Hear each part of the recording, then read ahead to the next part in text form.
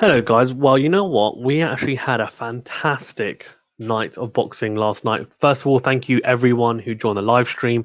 I didn't cover as much as I would have liked, but I did manage to cover Campbell Hatton and then the last two fights, so Taylor versus Jonas and also Chisora versus Parker. And flipping it, they didn't disappoint. The other fights, I was watching them as well, just wasn't able to come on to live stream, but it was a really, really good night of boxing. I think a really good night of boxing. I Sometimes when you pay for a pay per view, you just think, oh, you know what, why did I pay for that? But I didn't have that feeling at all. I actually thought, you know what, I was pretty happy with it. And yeah, it was very, very good. I thought the overall quality and some of the fights was extremely good, but some instances wasn't amazing the quality, but the competitiveness I think of the fighting was of the fights even was extremely good to see. So yeah, let's see then how it went. And I'm going to touch upon, of course, the main event first. Dereck Chisora versus Joseph Parker. Beforehand, there was a bit of drama around the coin toss. He was going to walk first and second. Chisora did walk first, and Joseph Parker came in second. Now, Chisora just looked like a man possessed. I'm not even joking. He genuinely looked like, and again, like I don't want to say this but I'll say it. I mean, I'm pretty sure like he's not juicing at all. But you know, like sometimes when people say, "Oh, someone's got roid rage," that's what it looked like. Now, I'm not just again. This is not me saying that Derek Chisora has taken any stories because I don't think he has. I'm just saying that he looked in just ridiculously angry.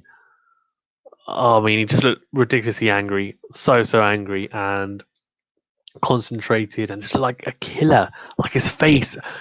I'm not joking. If I saw that face coming forward towards me, I wouldn't even engage. I'd just run. I'd run. I'd be like, "Bye, mate. Bye." But Joseph Parker took it. To be fair, now the first round is where it gets really interesting because the first round we had Joseph Parker get clipped. I mean, what just came out of nowhere. It was probably the second punch that Chisora had thrown. It was just like a feel out jab, then just went with this overhand right. Parker was against the ropes. He tried to throw a left hook, but it wasn't a crisp one. And Chisora actually got there first with the overhand right and basically floored him. Floored him. He crumbled onto one knee, and it was a knockdown in that opening round. Crazy. So yeah, got knocked down in the opening 10 seconds and eventually went on to obviously get a split decision, as we know. I'm not going to go through it round by round, etc., because I mean, look, you can watch it yourself and analyze it. Now, in terms of the cards, we'll go through that and then I'll go through my thoughts. So he had a split decision and he won on the cards 115, 113, 111, 116, 115, 113. Now,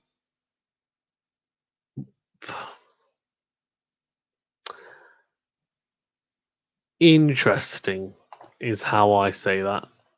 Interesting. Now, I don't know. I just think. Yeah, I mean, so sorry, actually, sorry. To reiterate, it was 116, 111, 115, 113 to Joseph Parker, 115, 113 to to Dereck Chisora. So Parker taking two of the judges' scores 116, 111, 115, 113, Chisora 115, 113 to him. Now, 115, 113, I'm completely on board with because I think it was a nip and tuck fight. I genuinely think he probably could have. I'm going to be honest with you. If Chisora had taken that fight by round, like they were saying, which 150, 113, 7-5, fine. 7-5, I'm on board with it. 7-5. I think 7-5 either way, a draw as well. I'm happy with it. 116, 111 to Parker by 4 rounds, considering he got dropped as well in the first round. And I know that, okay, look, that's only one round, but realistically, I think that just, I couldn't see that. I genuinely couldn't see it, which is crazy. Absolutely crazy. So, yeah, I mean, some of the scoring sometimes is just ridiculous. But in terms of the actual result, I did agree with it. I thought Parker just nicked it. I think coming into I would say the last couple of rounds, I thought, look, if Parker wins these, he'll win this and he'll nick it. And he did. I thought it was like, yeah, Otherwise, like maybe 5-all going into the 11th and 12th, and I think he probably won those last 2 rounds. Chisora started off so quickly, by the way. He looked so good. The first probably 4 or 5 rounds, he looked unbelievable. Like the body work was incredible, coming forward, so relentless. Parker just like a deer in headlights the first 2-3 rounds. Then he managed to adjust. He managed to settle himself down. He started to work behind the jab, started to throw together some combinations. The left hook worked really well, and the uppercut throughout the fight I thought was good from Joseph Parker. Counterpunched a lot better as the fight wore on. And Dereck Chisora, I think, I don't want to say he got tired because I think he has a pretty good engine nowadays. But what I would say is I reckon he maybe didn't get tired, but he just couldn't keep up that pace. Like it was so frenetic the first few rounds that even for him, he had to take it down a notch. I think that's what happened. And Joseph Parker also was batting better, so then he got himself more into the fight. So there was definitely a shift, I think, in momentum around the 4th round, probably. And Joseph Parker then started to come into the fight.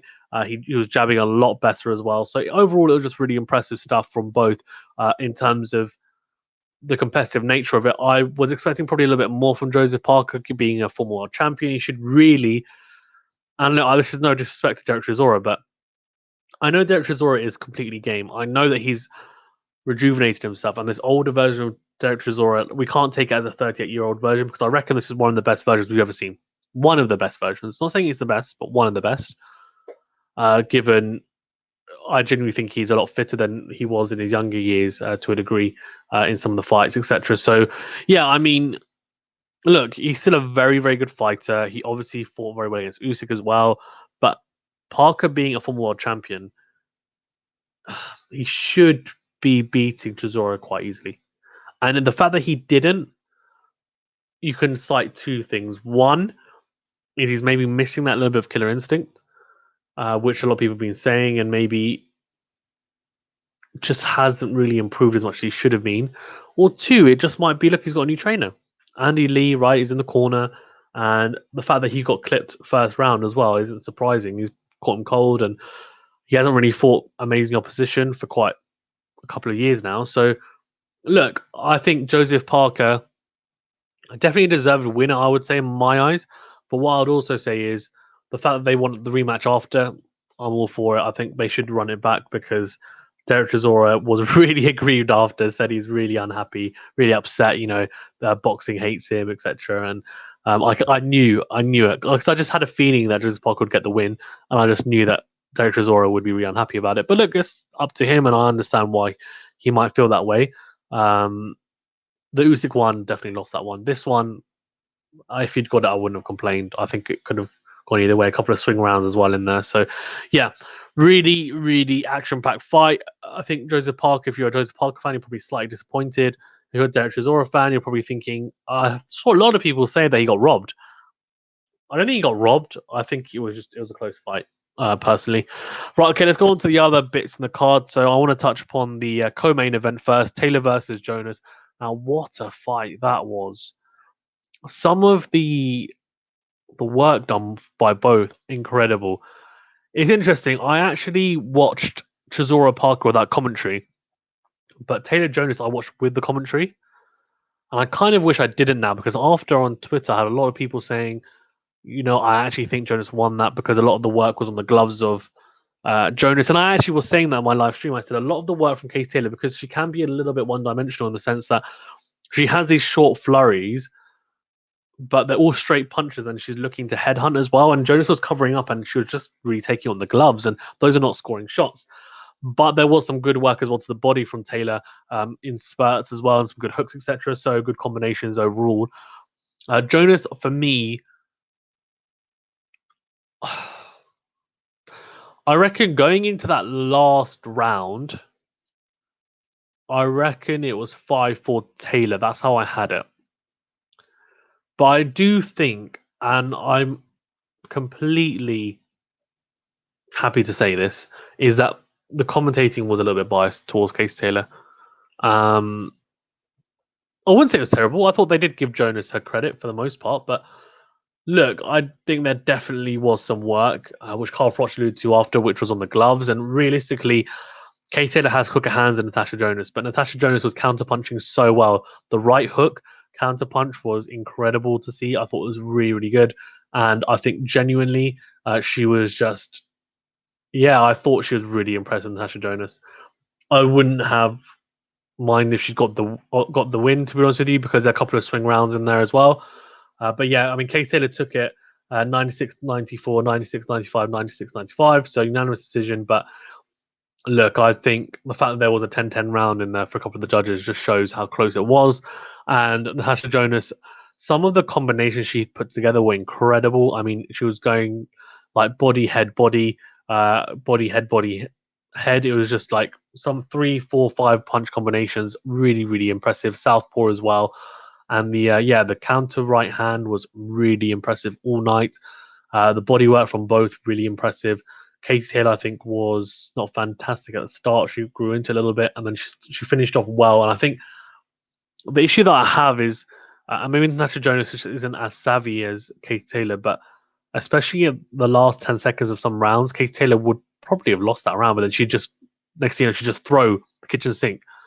And even if she's not landing, to the judges, it's like, oh, there's pressure there. Oh, no, she might have landed something there. You don't know with the angle that they're looking at as well. And that happened in the 12th round where I thought if Jonas wins this, she might nick it. But she didn't. I didn't think she won the 12th round. But actually, it was the last 10 seconds, which then stays in your mind because Jonas was covering up. And again, Kate Taylor was coming forward, and I'm just thinking she's got a Natasha Jonas, sorry, has to just go for it, throw the kitchen sink, and she didn't quite do that. But look, really impressive. I think after the fight, we had Natasha Jonas saying that she would love to fight Katie again. I think Katie said, look, later down the line, she wouldn't mind it, but said she'd like to see Natasha Jonas versus Terry Harper, the rematch. I would like to see that as well. I think Natasha Jonas would beat her. I actually think she beat her in the first fight. Yeah, really, really impressive from both. It was a fantastic advocate for women's boxing. Some people said that you know what, we that should have been the main event. You know what, I wouldn't have minded that whatsoever. But I think the issue is the money that the heavyweights demand in the men's game is just exponential, unfortunately, and it's just tough to. Yeah, let's see, but really, really impressive. Of course, they fought each other twice before in the amateurs as well. Kate Taylor edging those, won the Olympics, etc. So first time in '90s they fought, but I was really impressed by Jonas and also by Taylor. She's always impressive, right? She is the trailblazer, I think, trailblazer even, sorry, in the women's game. Okay, on to the other bits of the card. Not going to go on to them. Not going to go on about them too much. So we're going to talk about. Let's do Eubank Jr. first, actually. Eubank Jr., unanimous decision against Marcus Morrison. I think his boxing ability has definitely improved under Roy Jones Jr. Even sorry, being with Roy, you can see he's starting to pick up some things. His boxing, I think, technique has improved slightly. He's not so gung ho. I think Roy Jones Jr. said, "Look, you probably could have gone out there earlier, maybe, but it was more a case of getting the rounds in, working on some things." Fair enough. Would he beat Triple G on that showing? Probably not. Probably not. But in saying that, he would have improved again since then. It is his first time being out in a couple of years. He's probably got a lot of rust as well. So, yeah, I mean, that's what I would say on that.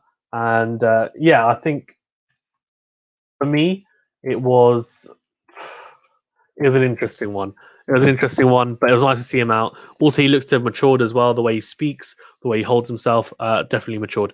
Okay, then on to the other fights. Bivol, I mean, for the WBA light heavyweight title against Craig Richards. Craig Richards, by the way, put on a really valiant performance.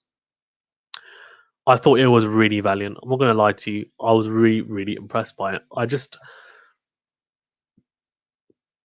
To me, as someone who is a Brit as well, of course I was cheering for him. I wanted to see Bivol. Haven't seen him in many live fights. I've seen fights with him in it after the fact and highlights, etc. as well. But Hadn't seen lots of him really. He was quite impressive in spurts. Yes, again, he's pretty rusty, been out for 18 months. Craig Richards, I think he can hang. He can hang there. At world level, he can hang. Every round was pretty competitive. I think a couple of swing rounds potentially. I'll probably give Richards, I don't know, maybe 2 or 3 rounds, if that. But yeah, I was impressed. I was really impressed with Craig Richards. I wasn't expecting him to win at all. If he had, I would have been. I mean, that would have been crazy. That would have been absolutely crazy. I mean, what a win that would have been. But Dmitry Bivol, a slight class above, and you would expect that. He actually won 108, 18, 110, 115, 113, 115, 114. I think 115, 114 probably too close. 118, 110 probably too wide. Although I did say I'd only give Craig Richards 2 or 3. There were rounds in there. So 115, 113, probably too. I don't know. I'll probably. Well, again, some of these fights I don't always score, but I was probably looking at it around like 116, 112, 117, 111. That's probably what I'm looking at. But yeah, anyway, Dmitry Bivol, some good hooks, good combinations though. And at times, I think you could see the golf in class because Craig Richards looked like he was a split second behind. Like he tried and counter punch, and Bivol was already in and out. And you're like, okay, like that's the difference.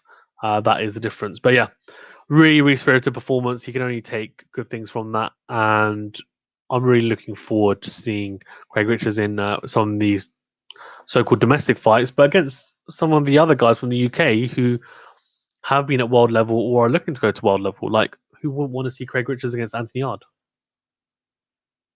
They both fought world champions, both put on pretty good performances. Why not? Lyndon Arthur against Craig Richards, Lyndon Arthur against Joshua Watsey. Come on, man. Let's go for it. Anyway, in terms of the other fights, I mean, the biggest surprise, oh my gosh, James Tennyson getting KO'd by Straffon in the first round. Unbelievable. Just went out there, you know what, let's have a war. Middle of the ring, and he just left himself open. Both did, really. Straffon just, I mean, caught him, and that's it. It was over. Dropped him, and then next thing you know, Straffon just went for the kill, and it was crazy. IBO lightweight title. James Tennyson, Johnny Nelson said that he'd beat Gervonta Davis. There's definitely egg on his face now. Not surprising, but yeah, oh my gosh, just crazy. Really hope we see James Tennyson back in and on back to winning ways because he is a good, very, very talented fighter. Hadn't been beaten at lightweight yet. This was a bit of a step up. Crazy.